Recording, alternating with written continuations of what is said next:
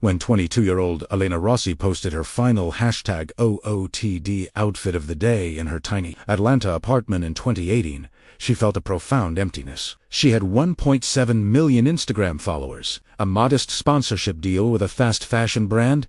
Elena's journey began with a brutal audit of her own industry. She saw 3 fundamental flaws. One discovery was broken brilliant DTC brands died because customer acquisition costs on Facebook and Google were astronomical. To trust was manufactured consumers were growing wise to paid influencer reviews. 3 capital was disconnected traditional. VCS understood scaling but not the nuanced art of building authentic brand love. Her hypothesis was simple.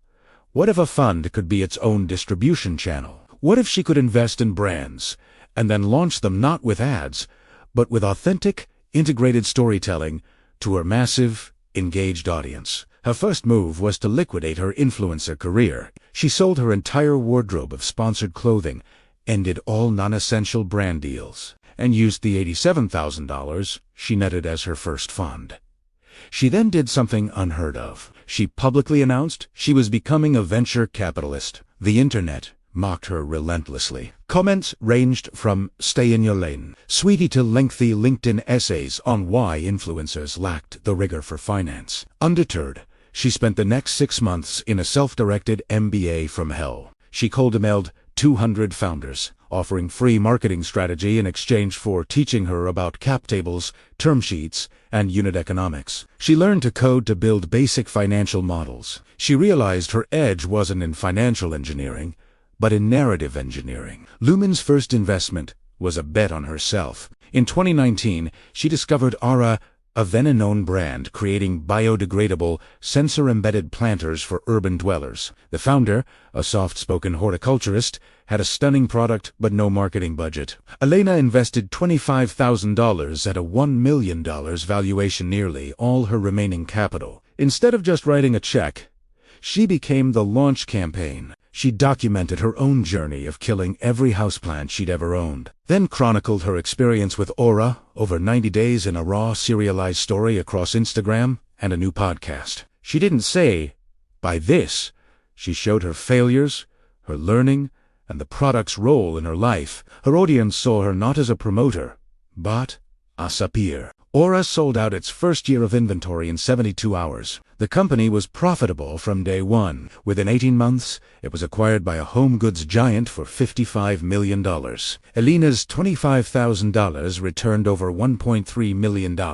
This proved her model. Investment multiplied by authentic distribution equals exponential returns. She plowed every dollar back into the fund. Her second investment was in Threadwell, a clothing company using AI to create perfect-fitting jeans from 2 smartphone photos.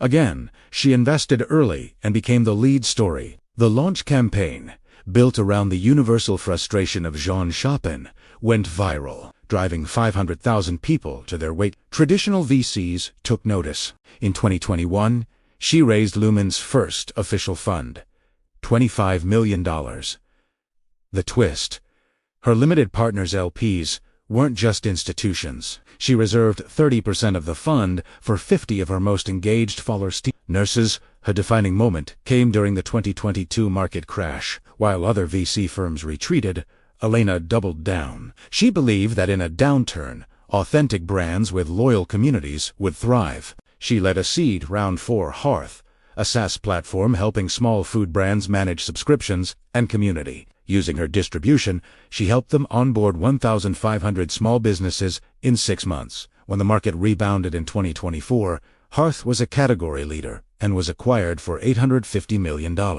Lumen's third fund closed at $500 million in 2025.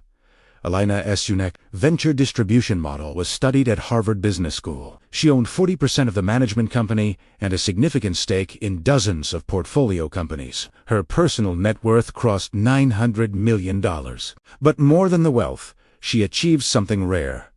She transformed her personal brand from a perishable commodity into an enduring, value-creating institution. Today, Elena Rossi is a different kind of influencer. She no longer posts daily outfit grids. Instead, she uses her platform to teach financial literacy to her original audience and to spotlight overlooked founders. She launched the Founders Lens Fellowship, which selects micro-influencers and trains them in venture basics, creating a new pipeline of investor talent from outside traditional networks. I was told my value was my aesthetics, my relatability, something to be rented by the post, she reflects. I realized the real asset wasn't my face on the platform. It was my brain underneath it, the understanding of why people connect, share, and believe. I turned a megaphone into a magnet, and then into a mint.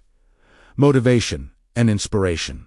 Elena Rossi's story shatters the ceiling of what a personal brand can be. It teaches that influence, when coupled with strategic intellect and operational grit, can be leveraged into ownership and institutional power. She saw the trap of being the middleman and rewired the system to become the source. Her journey proves that deep, native expertise in a domain of one is dismissed as social media, a form of capital more valuable than cash, to the right founders. She demonstrates that you can build a fortress of wealth not by following the existing playbook, but by writing a new one that plays to your unique, hard-won strengths. Your community, your voice, and your understanding of a cultural moment are not just for engagement metrics. They can be the engine of a financial empire.